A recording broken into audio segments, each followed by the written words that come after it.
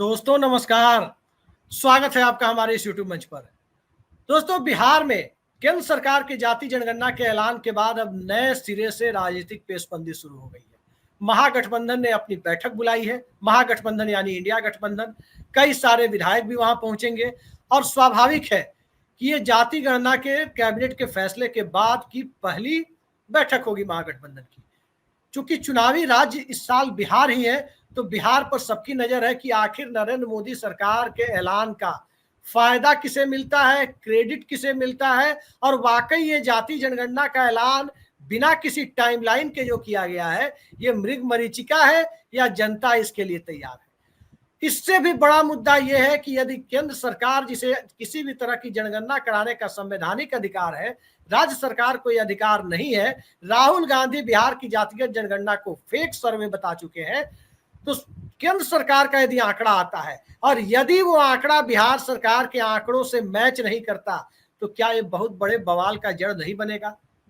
और इन सब से आगे जनता दल यूनाइटेड और भारतीय जनता पार्टी के बीच क्या चल रहा है, किस मुद्दे पर रस्साकसी चल रही है, किस मुद्दे पर सहमति के आसार दिख रहे हैं, इन सब पर चर्चा के लिए हमारे साथ मौजूद है वरिष्ठ पत्रकार और जाने माने राजनीतिक विश्लेषक ऋषि मिश्रा जी। ऋषि जी, बहुत बहुत स्वागत है आपका हमारे इस यूट्यूब में। ऋषि जी, सबसे पहले ये बताइए कि ये जाति जनगणना के मुद्दे पर जो उसके बाद पहली बैठक महागठबंधन की हो रही है, महागठबंधन की इस बैठक को किस रूप में आप देखते हैं? देखिए, आज महागठबंधन की बैठक दीघा घाट के किसी रिसोर्ट में हो रही है और ये अन्य जो बैठक महागठबंधन के हुए हैं उससे अलग है, क्योंकि इसमें तमाम सांसद, विधायक और विधान पार्षदों को भी बुलाया गया है। चर्चा मुख्यमंत्री फेस को लेकर भी है, चर्चा जातीय जनगणना को लेकर भी है कि जातीय जनगणना, केंद्र सरकार ने जातीय जनगणना को लेकर सहमति दे दी है, उसको लेकर जनता में कैसे जाया जाए, उसको लेकर क्या नैरेटिव बनाया जाए। क्योंकि जातीय जनगणना के जिस प्रकार से केंद्र सरकार ने सहमति दी है कि पूरे राष्ट्रीय लेवल पे जातीय जनगणना कराई जाएगी, गणना के साथ जातीय जनगणना भी कराई जाएगी, उसको लेकर बीजेपी का क्या अप्रोच हो सकता है। क्योंकि आप जानते हैं अभिषेक जी, जातीय जनगणना को लेकर केंद्र सरकार और खासकर भाजपा का क्या स्टैंड रहा है। कई नेताओं का आपने बयान देखा होगा, खुद प्रधानमंत्री से लेके योगी आदित्यनाथ, अमित शाह और भजनलाल, नितिन गडकरी। योगी आदित्यनाथ ने तो यहाँ तक कह दिया कि जो जातीय जनगणना की बात करेगा या कास्ट सेंसस की बात करेगा, उसके डीएनए में रावण का डीएनए है। तो इस प्रकार की बातें कही जा रही थी। लेकिन कर्नाटका विधानसभा चुनाव के बाद जिस प्रकार से राहुल गांधी ने कास्ट सेंसस को लेकर, जातीय जनगणना को लेकर एक दबाव बनाया, माहौल बनाया, बिहार में तेजस्वी यादव कांग्रेस ने, उत्तर प्रदेश में अखिलेश यादव ने, केंद्रीय स्तर पे राहुल गांधी ने, उसके बाद आप देखिए लोकसभा चुनाव में जो नतीजे आए, खुद मोदी जी की नैया फंसती हुई नजर आ रही थी। 4 घंटा 5 घंटा मोदी जी पीछे चल रहे थे। खुद बीजेपी अपने बलबूते केंद्र सरकार में सत्तासीन नहीं हो पाई, वो मैजिक फिगर क्रॉस नहीं कर पाई। तो बीजेपी को लगा कि कमंडल के साथ साथ मंडल का होना जरूरी है। यदि मंडल की राजनीति को हम आगे नहीं बढ़ाएंगे तो वो आने वाले दिनों में इसका नुकसान पार्टी और गठबंधन को होगा। और यही राहुल गांधी और तमाम विपक्षी पार्टियों के दबाव के कारण केंद्र सरकार मजबूर हुई है कि गणना के साथ जातीय जनगणना भी कराए। और आज जो बैठक हो रही है महागठबंधन का, तो उसमें इस विषय को लेकर गंभीरता पूर्वक चर्चा होने जा रही है कि इस विषय को लेकर जनता के बीच में कैसे जाए, जनता के बीच में माहौल कैसे बनाया जाए कि जो केंद्र सरकार आज जातीय जनगणना के लिए राजी हुई है, उसको लेकर तेजस्वी यादव ने या तमाम पॉलिटिकल पार्टियों ने कितना मेहनत किया है। और इसका रिफ्लेक्शन आप देखिए, मैं गया में कल कांग्रेस के जो नवनियुक्त अध्यक्ष हैं राजेश राम, उनका एक प्रोग्राम था। उस प्रोग्राम में जबरदस्त भीड़ देखने को मिला है। आप उस फुटेज को देखिए, बिना कोई तैयारी किए हुए एकाएक राजेश राम जाते हैं और उस देखिए वहां पे जो जनता का जो सैलाब उमड़ा है, ये देखने लायक है।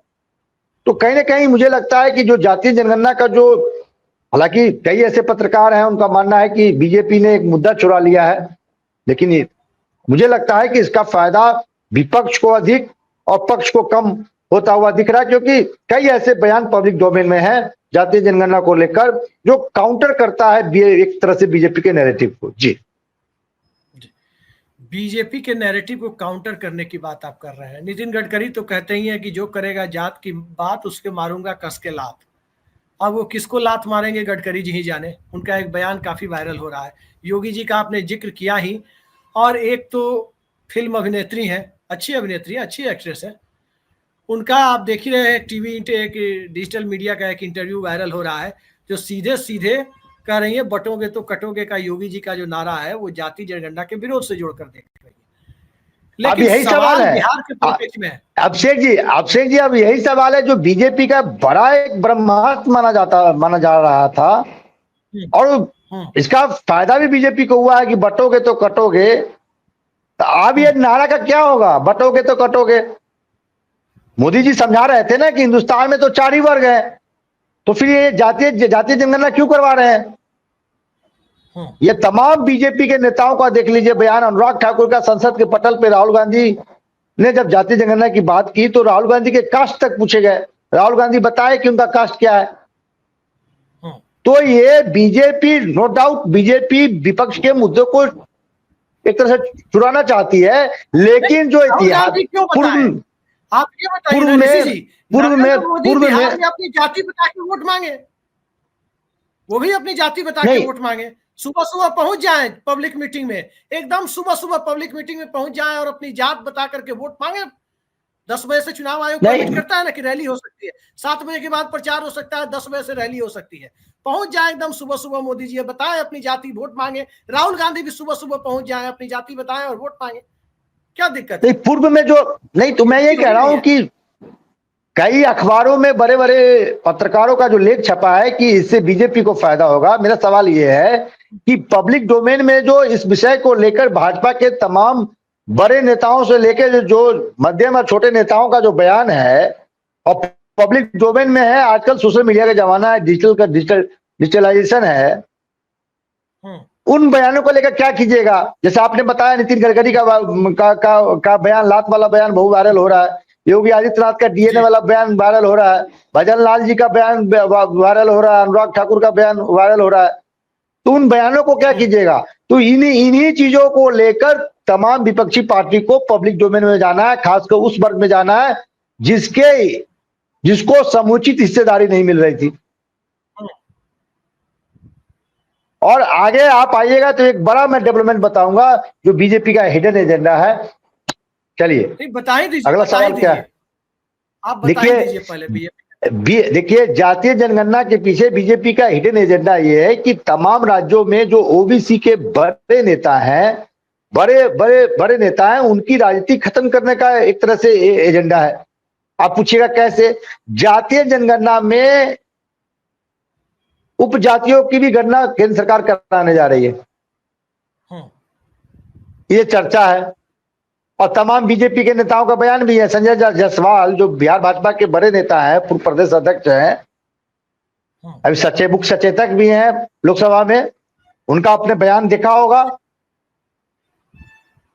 उपजातियों की जब गणना होगी तो बिहार में यादवों के रहनुमा कौन है? लालू यादव। कुर्मियों के नेता कौन है? नीतीश कुमार। और यादवों में यदि उपजातियों में देखिए, यादव के उपजातियों में देखिए तो मजरोट हैं, कृष्णोट हैं, उनकी बहुलता अधिक है। और बिहार के राजनीति में प्रासंगिक कौन है जो सबसे कम है? लालू यादव 1 से 1.5%, गरेरिया यादव। लालू यादव गरेरिया यादव है और उनकी संख्या बिहार में क्या है? 1 से 1.5%। उसके बाद कृष्णोट जो यादव है, उनकी प्रासंगिकता बिहार की राजनीति में अधिक है। और सबसे कम, जो सबसे अधिक है जनसंख्या में, मजरोट जो 60% के आसपास है, उनकी प्रासंगिकता बहुत कम है। तो जिसकी जितनी हिस्सेदारी, जिसकी जितनी आबादी उसकी उतनी हिस्सेदारी, लोहिया जी कहा करते थे। तो भाई हमारे जो मजरोट यादव हैं वो तो कहेंगे भाई हम 60% है, उस हिसाब से हमें भागीदारी दीजिए, मुख्यमंत्री मजरोट यादव होगा। तो भाई गरेरिया यादव फिर कहां जाएगा? यही स्थिति नीतीश कुमार की है। नीतीश कुमार कुर्मी में जिस उपजाति से संबंध रखते हैं उसका 5-6 हजार वोट है पूरे नालंदा में। यही स्थिति उत्तर प्रदेश में अखिलेश यादव के साथ है। यही स्थिति तमाम ओबीसी के जो बड़े नेता हैं, जो मठाधीश बने हुए हैं, उनके साथ है। और बीजेपी ये जानती है उपजातियों की गणना होगी तो कास्ट कोटा विधिन कोटा, ये जो झगड़ा लगेगा उसका फायदा किसको होगा? नहीं ऋषि फिर जी, लालू हमारी ये यादव दिल्ली फिर लालू यादव कहाँ जाएंगे? नहीं सुने, नहीं मैं कह रहा हूं, मैं ये कह रहा हूं, देखिए भक्ति का सीमा होता है। पूजा पाठ का आप मतलब ये हिंदू मुस्लिम करके एक माहौल बना सकते हैं, लेकिन जब पेट पे लात मारिएगा, जब मजरोठों को लगेगा कि मेरी हिस्सेदारी, मेरे आधार पे लालू यादव नेता बने हुए हैं जिसका आबादी 1 से 1.5% है, और 60% वाला डिब्बा बनेगा और 1 से 1.5% वाला नेता बनेगा, समझते हैं कितना बड़ा झगड़ा लगेगा यादवों में? कितना बड़ा झगड़ा लगेगा कुर्मी समाज में? ऋषि जी एक मिनट, हमारी एक दिली इच्छा है, और जब जाति की बात हो रही है, सामाजिक न्याय के लिए वंचितों को उनका अधिकार देने के लिए एक बेहद जरूरी कदम था, लेकिन जितना रायता फैलाया गया है उसी को लेकर मैं कह रहा हूं, एक दिली इच्छा है सभी राजनीतिक दलों से। नारा लगाते हैं चुनाव के समय में, पहले मतदान फिर जलपान, मतलब सुबह में जलपान बाद में कीजिए, पहले मतदान कीजिए। आपने सुना होगा है नारा, कई राजनीतिक दलों के लोग वोटर को कस्मे वादे याद दिलाते हैं, पहले मतदान फिर जलपान।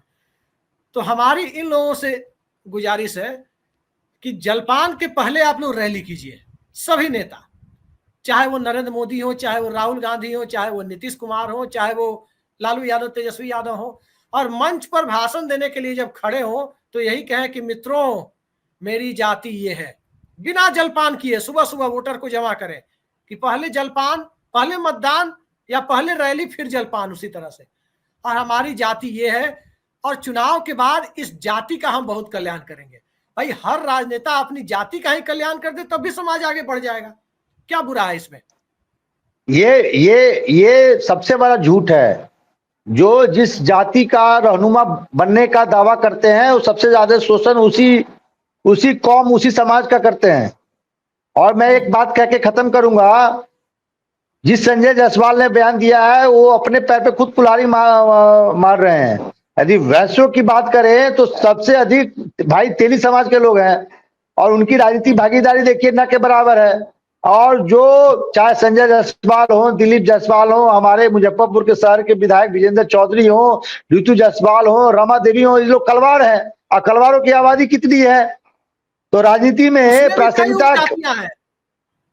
उसमें भी उपजातियां है, और राजनीति में प्रासंगिकता इन लोगों की बनी हुई है। और बेचारे जिनकी बहुलता है वो पीछे बैठे हुए हैं, हमारे तेली समाज के भाई बहन जो है।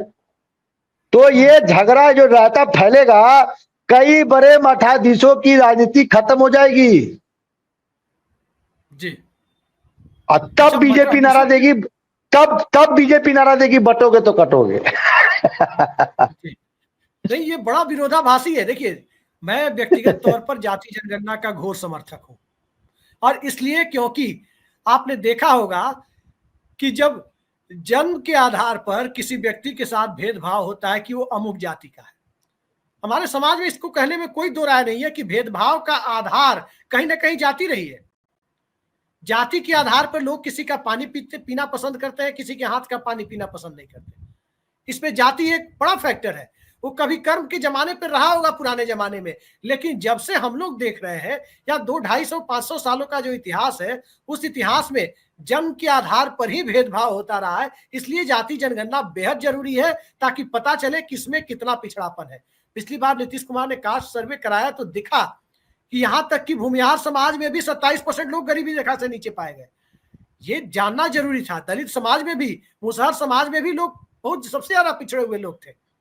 तो सवाल यह है कि उन पिछड़ों के लिए रिपोर्ट लेकर नीतीश कुमार ने ठंडे बस्ते में डाल दी। अरे आपने 2 अक्टूबर 23 को पब्लिक किया, अगर आपको याद हो तो 2 अक्टूबर 23 को जनगणना की रिपोर्ट पब्लिक हुई, कास्ट सर्वे की बिहार की। उसके बाद 2 अक्टूबर से लेकर के आज हम 3 या 4 मई हो गई जब हम चर्चा कर रहे हैं, तो मई के महीने में यानी 18-19 महीने हो गए इस घटना को, वो रिपोर्ट वैसे ही फाइल में धूल फांक रही है। तो फाइल में रखने के लिए जनगणना करानी है तो क्या फायदा? मोदी जी अगर जनगणना कराना चाहते हैं जी तो कुछ करें भी तो। देखिए अभिषेक जी, जाति जनगणना होनी चाहिए। हमारे समाज के वह भाई, वह तबका जो आज भी डेवलपमेंट के आयाम से महरूम है, डेवलपमेंट के मुख्य धारा में लाने की जरूरत है। और ये तभी होगा जब पता चलेगा कि किसकी कितनी आबादी है। लेकिन मेरा एक व्यक्तिगत ये मानना है कि समाज में दो ही कास्ट होते हैं, एक अमीर और गरीब। आज देखिए चिराग पासवान के यहाँ, उनके दरबार में, चिराग पासवान एससी समाज से हैं, और चिराग पासवान के दरबार में जो अपने आप को तथाकथित फॉरवर्ड के बड़ा मठाधीश मानते हैं बिहार में, वो उनके दरबार में झुकते हुए नजर आते हैं, एक विधायक की टिकट के लिए, सांसद की टिकट के लिए, पार्टी में महत्वपूर्ण पद के लिए। जी आप देखे हैं, फॉरवर्ड में ही देखे हैं, किसी भी कास्ट में देखे, जो अपने आप को उस समाज का रहनुमा मानता है, बड़ा मानता है, मठाधीश मानता है, उसमें भी डिफरेंसेस है। एक ब्राह्मण के दो रिश्तेदार में देखिए, एक अमीर है एक गरीब है, तो वहां भेदभाव है भाई। आपकी सैलरी 50,000 है, मेरी सैलरी 20,000 है, वहां भेदभाव है। वहां रिस्पॉन्स में भेदभाव है। आप संपादक है, हम स्टिंगर हैं, वहां भेदभाव है। तो दो ही कास्ट हैं, एक अमीर और गरीब। मेरा जो व्यक्तिगत राय है जी। चलिए, व्यक्तिगत राय आपकी है। निश्चित तौर पर जाति जनगणना के बिना समाज का एक पैरामीटर सामने नहीं आएगा कि आखिर ये सोसाइटी जा कहाँ रही है। थोड़ा बिहार पर वापस लौटते हैं। एनडीए के अंदर कहा जा रहा है कि seat sharing Janata Dal United को बड़ा भाई मानकर लगभग हो गई है, औपचारिक ऐलान बाकी है। अब वो 2 सीटों से बड़े भाई है कि 10 सीटों से बड़े भाई है, वो पता नहीं चल रहा है। लेकिन चर्चा है कि जिन सीटों पर जीत मिली थी, सिटिंग सीटें हैं, उसमें तो कोई बदलाव नहीं है। हारी हुई सीटों पर पिछली बार की तुलना में अदला बदली हो सकती है। इस अदला बदली के पीछे की स्ट्रेटजी क्या है? देखिए स्ट्रेटजी ये है कि जिनका जहां आधार है, एनडीए में मान लीजिए कई ऐसे सीट हैं जहां बीजेपी पिछले बार चुनाव लड़ी लेकिन बीजेपी हार गई, और वहां कुशवाहा कुर्मियों की बहुलता है, हो सकता है वो सीट जेडीयू के खाते में चले जाए। हो सकता है कई ऐसे सीट है जहां पासवान समाज की अधिक बहुलता है और पिछले बार जेडीयू लड़ी, वो चुनाव हार गई, तो हो सकता है वो सीट लोजपा को चले जाए। तो सामाजिक आधार जितने की जो मतलब पोटेंशियल किस पार्टी में, किस कैंडिडेट में अधिक है, उस हिसाब से सीटों का अदला बदली होता है। हारी हुई सीट क्या है, कई ऐसे जीती हुई सीट भी हो सकता है अभिषेक जी की एक्सचेंज किया जाए। तो ये एक केमिस्ट्री है, होती है गठबंधन में। चर्चा है कि गोविंदगंज राजू तिवारी के लिए छोड़ी जा सकती है, जो हो भाजपा की सकती जीती है, हुई सीट क्योंकि लोजपा के हो प्रदेश सकती है अध्यक्ष। बिल्कुल। कई ऐसे महत्वपूर्ण नेता हैं अलग अलग गठबंधन में, जो अलग अलग जो घटक हैं, उसमें कई ऐसे महत्वपूर्ण नेता हैं जिनका चुनाव लड़ना एक तरह से तय है। तो ऐसे नेताओं को तो एडजस्ट करना होगा ना। जैसे आप राजू तिवारी पार्टी लोजपा के प्रमुख नेता हैं और उनको तो एडजस्ट करना ही है। तो ऐसे कई ऐसे सीटें हो सकता है कि आप जो जो जो जो छोटे दल हैं उनको दिया जा सकता है। लेकिन एक बात मैं बता दूं, छोटे दल जो हैं बड़े दलों को आंख दिखाना शुरू कर दिया। उपेंद्र कुशवाहा ने भी कहा है कि 7-8 सीट देके आप जो हमें निपटाना चाहते हैं उससे काम चलने वाला नहीं है। लोजपा भी कम से कम 35-40 सीटों की मांग कर रही है। तो अब कैसे सीट शेयरिंग होता है, चर्चा तो ये भी है कि यदि सम्मानजनक सीटें नहीं दिया गया तो चिराग पासवान प्रशांत किशोर के साथ जा सकते हैं। चर्चा कांग्रेस के भी उधर जाने की है। चर्चा उपेंद्र कुशवाहा को लेकर भी है। अभी मुकेश सहनी महागठबंधन में, हो सकता है कि यदि वहां नहीं मिले तो यहाँ भी भाग सकते हैं। तमाम चीजें चल रही है। जिनको जहां सम्मानजनक क्या, जहां अधिक सीटें जिनको जहां मिलेगी वहां वो रह जाएंगे, नहीं मिलेगी तो इधर से उधर चले जाएंगे। जी जी, एक सवाल इससे जुड़ा हुआ है जिसका अभी आपने संतोषजनक जवाब नहीं दिया है। हम चाहते हैं कि उसको साफ साफ दर्शकों को बताइए, आप बचना चाह रहे हैं। जाति गणना के आंकड़ों में यदि केंद्र के आंकड़े बिहार सरकार के आंकड़ों से इतर आते हैं, जो बिहार का कास्ट सर्वे था, फिर उसके बाद आपको क्या लगता है ये जाति जनगणना के प्रोसेस और इस पर, क्योंकि बिहार में जब जाति गणना हुई थी तो राष्ट्रीय जनता दल एक प्रोमिनेंट पार्टनर थी बिहार सरकार की, और वो क्रेडिट लेने की कोशिश करती है कि नीतीश कुमार की सरकार में हमारी वजह से हुआ।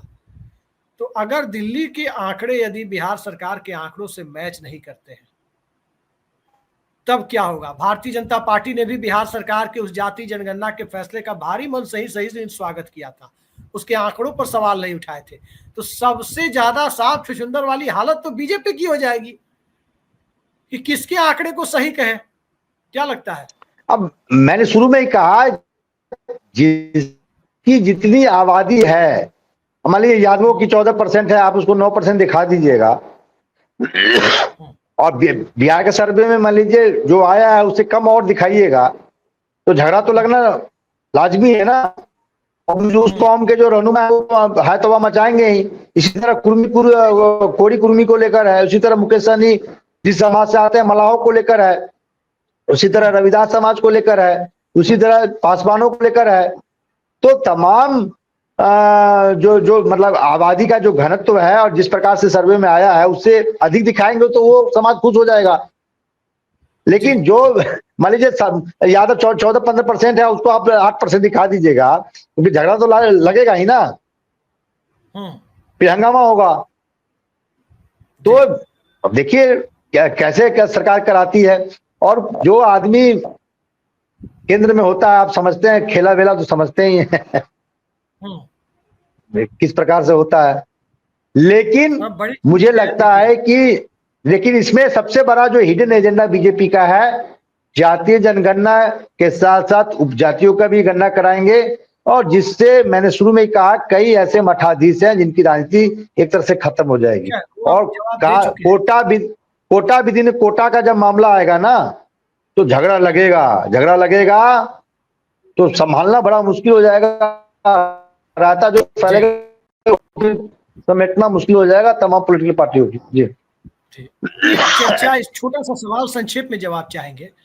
कहा जा रहा है कि बिहार में भारतीय जनता पार्टी का सामाजिक आधार कैबिनेट के फैसले से, जाति गणना कराने के फैसले से हिला है।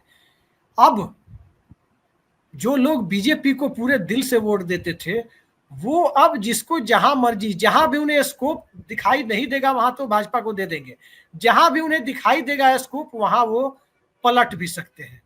तो राजनीति में नेता ही नहीं वोटर भी पलट सकते हैं, ये हालात बन रहे हैं। क्या लगता है? अच्छा, मैं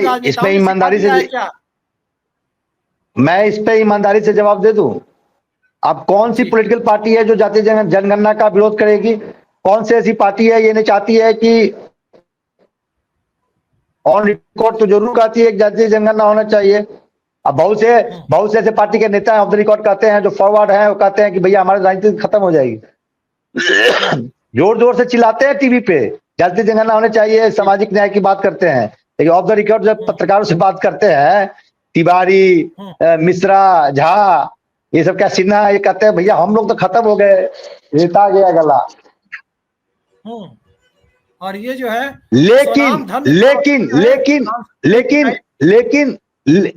18%, 15%, 18% जो फॉरवर्ड हैं, उनके पास ऑप्शन क्या है? कौन सी ऐसी पार्टी है जो ये नहीं कह रही है कि जातीय जनगणना हो? भाजपा कह रही है। जो एक बिहार में खासकर फॉरवर्ड की जो दीवानगी है बीजेपी के प्रति, नरेंद्र मोदी के प्रति, हिंदू मुस्लिम एंगल के कारण एक दीवानगी है जी। वो कहां जाएंगे? वो तो राजद को वोट नहीं देंगे। राजद भी तो जातीय जनगणना की बात कर रही है।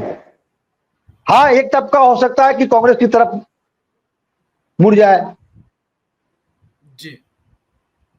कांग्रेस भी मेरी बात समझ रहे हैं ना अभिषेक जी? कांग्रेस भी पूरा फायदा उठाने की कोशिश कर रही है कि ओबीसी का नाम आप देखिए, और मौका देख के सवर्ण कैंडिडेट उतारने की तैयारी भी कर रही है। जहां इसको वहां रास्ता निकाल दो। अब जो ग्राउंड पे हमारी बात होती है लोगों से, आप फॉरवर्ड जो है अपने कैंडिडेट के हिसाब से वोट करेंगे। अब वो भी मुझे लगता है कि बीजेपी के साथ भी उस मजबूती से उस खूटे में, जैसे बीजेपी के साथ बहुत मजबूती के साथ फॉरवर्ड बैक करती थी। अब मुझे नहीं लगता है कि कैंडिडेट के हिसाब से, जहां मान लीजिए उस समाज का कैंडिडेट है, चाहे किसी भी पार्टी से हो, वोट कर देगी। वो भी मौसम वैज्ञानिक हो गया। वो तो रजामंदी तो बीजेपी दी है ना। ठीक है, राहुल गांधी, तमाम पॉलिटिकल पार्टियों ने मांग की, लेकिन मुहर तो आप ही लगाए जी। तो जितनी नाराजगी उधर है तो उधर उतनी नाराजगी इधर भी है भैया। उससे ज्यादा तो इनसे है। अब मेरे हिसाब से कैंडिडेट के हिसाब से वही लोग वोट करेंगे। जी जी। और इसी का फायदा कहीं ना कहीं कांग्रेस पार्टी और तेजस्वी यादव अपने फायदे लिए उठाएंगे। कांग्रेस पार्टी ज्यादा उठाएगी क्योंकि कांग्रेस पार्टी को राष्ट्रीय जनता दल का वोट तो मिलेगा, साथ साथ फॉरवर्ड में भी जिस कैंडिडेट को टिकट देगी उसका खुला वोट मिलेगा। राष्ट्रीय जनता दल को फॉरवर्ड टिकट देती है तो एक हिचक के साथ एक ठीक ठाक तबका तो आता है, लेकिन एक मास लेवल पे गोलबंदी में दिक्कत आती है। लेकिन वही लालटेन की जगह पंजा का सिंबल होगा तो राजद का भी पूरा फायदा, एमवाई का भी पूरा फायदा, राजेश राम का भी पूरा फायदा, जाति गणना का समर्थन करने का भी जितना हो सके उतना फायदा, और कैंडिडेट का भी अगर अपर कास्ट का है तो कांग्रेस को वोट देने में हिचकते नहीं है अपर कास्ट के लोग। कमल और पंजा में हिचकते नहीं है कि चलो भाई इसमें जो जिसकी सुविधा से जहां जाना है बस लड़ाई में दिखना चाहिए। और यही वो परिस्थिति है जिसको कृष्णा अल्लावरू ने भांप लिया है। और मेरे पास जो जानकारी है, कैंडिडेट का पत्ता ये लोग एनडीए का पत्ता देखने के बाद हर सीट पर खोलेंगे कि अच्छा इनका ये आ गया, इनका ए आ गया तो हमारे पास बी आ रहा है, नहले पर दहला। ये खेल चल रहा है। जैसे लखनऊ के नवाबों का सुना होगा आपने, पहले आप, उसी तरह से पहले आप डिक्लेयर कीजिए कैंडिडेट। ये मामला वहां जाकर के फंसेगा। लेकिन एक बात तो जरूर है कि चारों तरफ इस बात की चर्चा है कि जो एक संसद के अंदर और संसद के बाहर मीडिया वालों से मजाक में जो बात वीपी सिंह ने कही थी मंडल कमीशन की सिफारिशों को लागू करने के बाद, कि टांग भले ही टूट गई है लेकिन गोल तो कर ही दिया है। फुटबॉल का गोल करने में टांग भले ही टूट गई है लेकिन गोल तो कर ही दिया है। नरेंद्र मोदी, क्या वही स्थिति है कि राजनीतिक टांग टूट जाएगी लेकिन गोल भी नहीं हो पाएगा? वीपी सिंह का क्या था, गोल किया नहीं था, गोल भंडूल कर दिया था। बिहारी भाषा में कहे भंडूल कर दिया था। मतलब कांग्रेस को भी नुकसान पहुंचाया था और हिंदू हृदय सम्राट बन रहे लाल कृष्ण आडवाणी की भी महत्वाकांक्षा पर लगाम लगा दिया था। और भले ही उसमें खुद उनका जनता दल स्वाहा हो गया था। तीनों एक साथ निपट गए थे और क्वार्टर सेंचुरी के लिए 25 सालों के लिए भारत गठबंधन के दौर में चला गया था। 1989 से 2014 का 25 साल का दौर। तो जिस तरह से जो कहते हैं ना खेलब ना खेले देव, नरेंद्र मोदी ने भी क्या तय कर लिया है कि भाजपा के वो अंतिम प्रधानमंत्री साबित हो, इतिहास में लिखा जाए कि अंतिम भाजपा शासक भारत में नरेंद्र मोदी। तो कम से कम इतिहास में सबको जगह बनाने का होता है, सबको होता है कि भाई अंतिम बार किसी ने 10 विकेट लिया था टेस्ट मैच में, उसी तरह से अंतिम बार कौन हुआ था बीजेपी की तरफ से। ये कोशिशें तो नहीं है। जो भी हो, इन तमाम कोशिशों पर सबसे पहले बिहार में ही प्रतिक्रिया देखी जाएगी, क्योंकि बिहार में मंडल पॉलिटिक्स भी होती है, कमंडल भी घुसने की कोशिश करता है, और इन सब के बीच संयोग है या प्रयोग, चुनाव भी सबसे पहले बिहार में ही है। तो देखते जाइए क्या होता है। बिहार के बाद तमिलनाडु भी है, वहां भी जाति की राजनीति जबरदस्त होती है। आज की इस बेहद सार्थक चर्चा में जुड़ने के लिए ऋषि जी आपने समय निकाला, बहुत बहुत धन्यवाद आपका। नमस्कार।